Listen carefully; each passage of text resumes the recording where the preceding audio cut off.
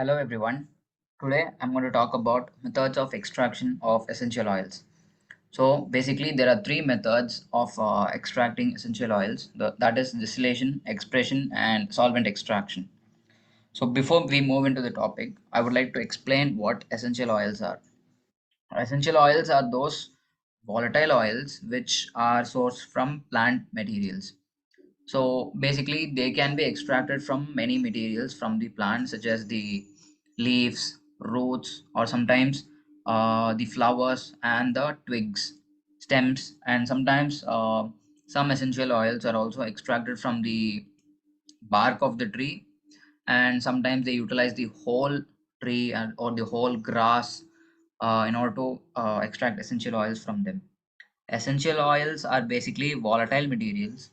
So we are able to smell the volatile materials. We are able to smell those oils because they are volatile in nature, and essential oils are very volatile. And then what happens is that we need to extract them because sometimes though they might contain impurities, like for sometimes, like let's say if an essential oil is extracted from the bark of a tree, it might contain many impurities. So we just need the aromatic material. So in order to extract the aromatic material, we use these different types of extraction methods to get the aromatic part of the plant.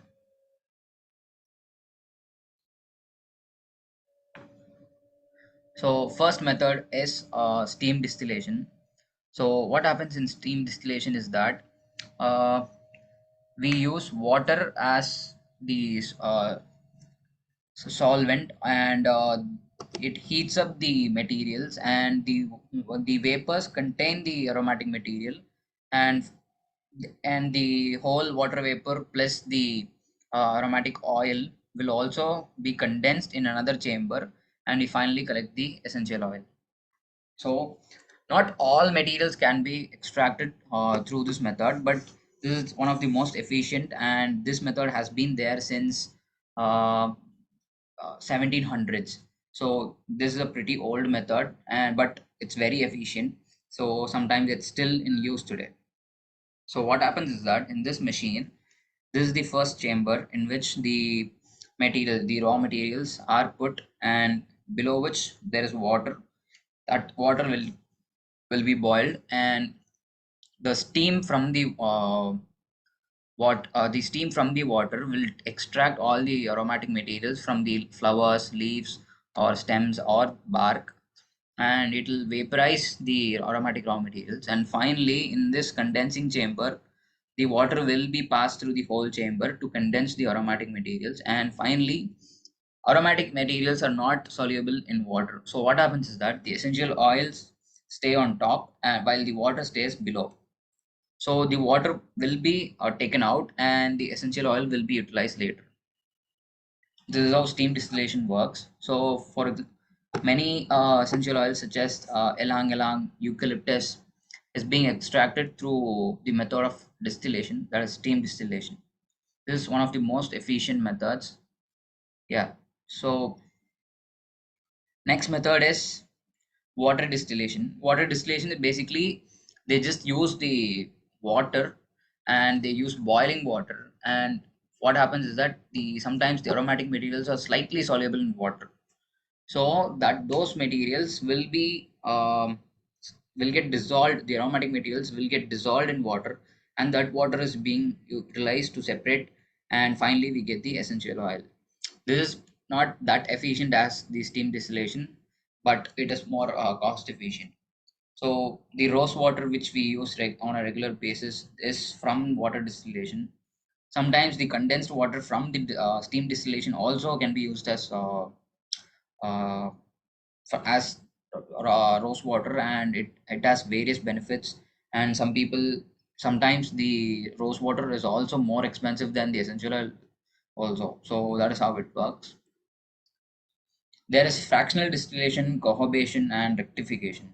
So fractional distillation is nothing but there'll be a chamber in which the condensing chamber will have different segregations, and according to those segregations, the essential oils will be extracted. So what happens is that, let's say eucalyptus is being extracted through fractional distillation. The the steam with the volatile materials go to the condensing chamber, but then some materials will condense at, let's say, 80 degrees, but some materials will condense at 40 to 30 degrees. Okay, so accordingly we can extract them, so that is more accurate and more, the yield will be better also. Coagulation and rectification is nothing but, after getting the essential oil, sometimes the essential oil will be sent again to the distillation chamber for them to be reprocessed again. So what will happen is that the essential oils will be of higher purity, and the odor strength and longevity will also change. It will be better actually. So that is why we use coagulation and rectification. Next is expression of citrus oils. So as you know, guys, you might have eaten lemon, orange, juniper fruits. So those citrus oils are basically, they cannot withstand heat. So in steam distillation, heat is being used to extract. But however, the heat cannot, the essential oils from the lemon oil and the citrus fruits oil cannot withstand heat. So what will happen is that we need to think of some other method. So this method called expression is being utilized to extract essential oils from citrus fruits. Okay, so expression is nothing but pressing. So the rinds of the citrus fruits will be utilized, and they'll be scraped initially to ooze out the essential oil from the citrus fruits.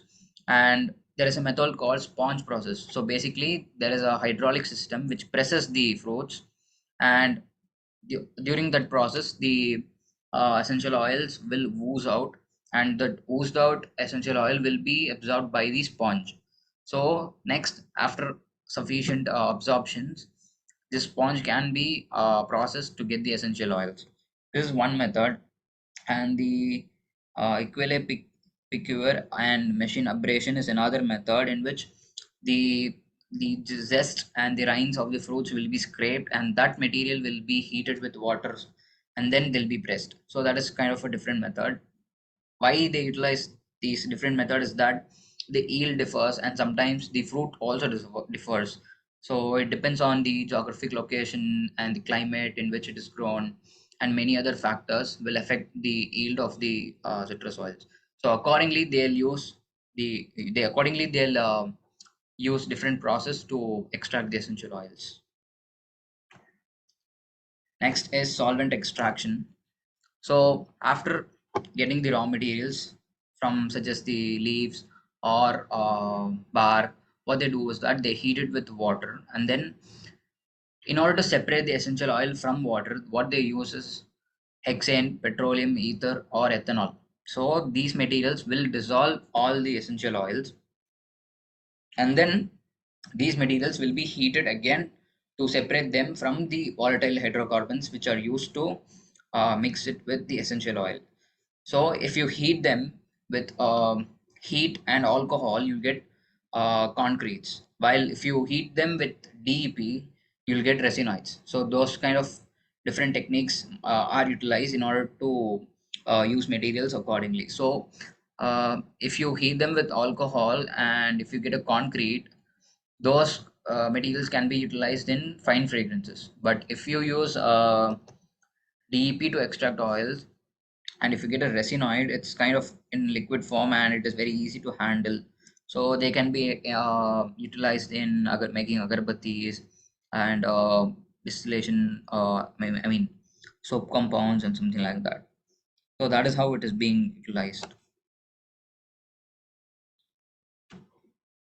Next is enfleurage, which is a specific method that is used to extract essential oils from jasmine flowers.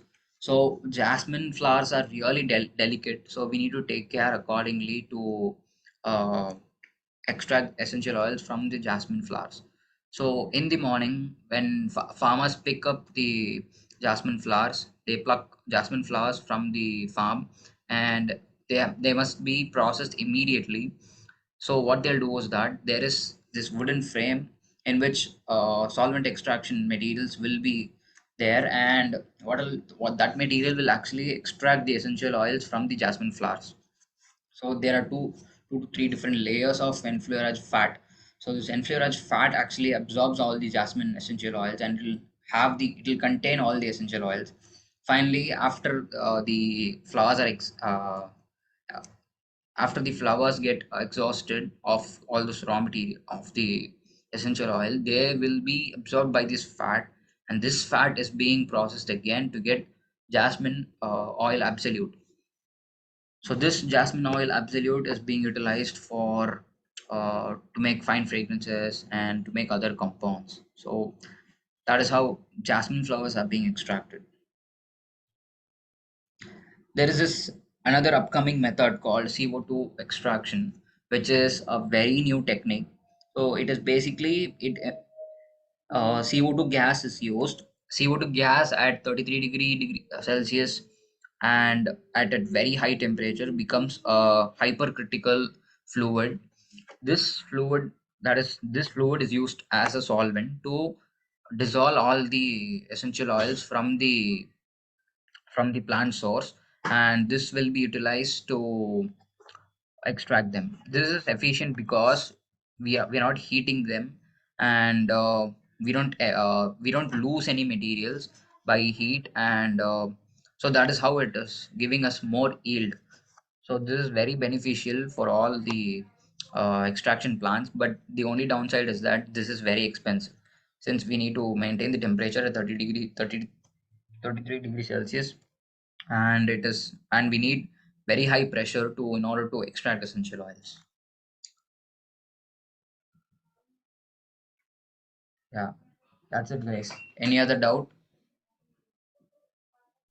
So hi Salesh. So how do you like extract ginger and pepper essential oils?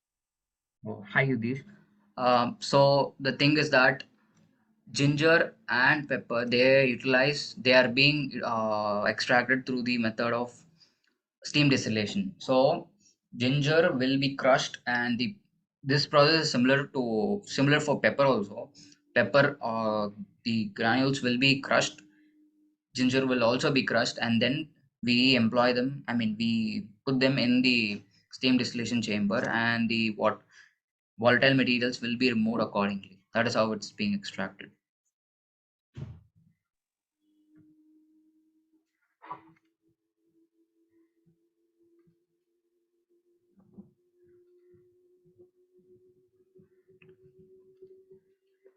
Any other doubt, guys? If there is no doubt, I'll end the meeting here.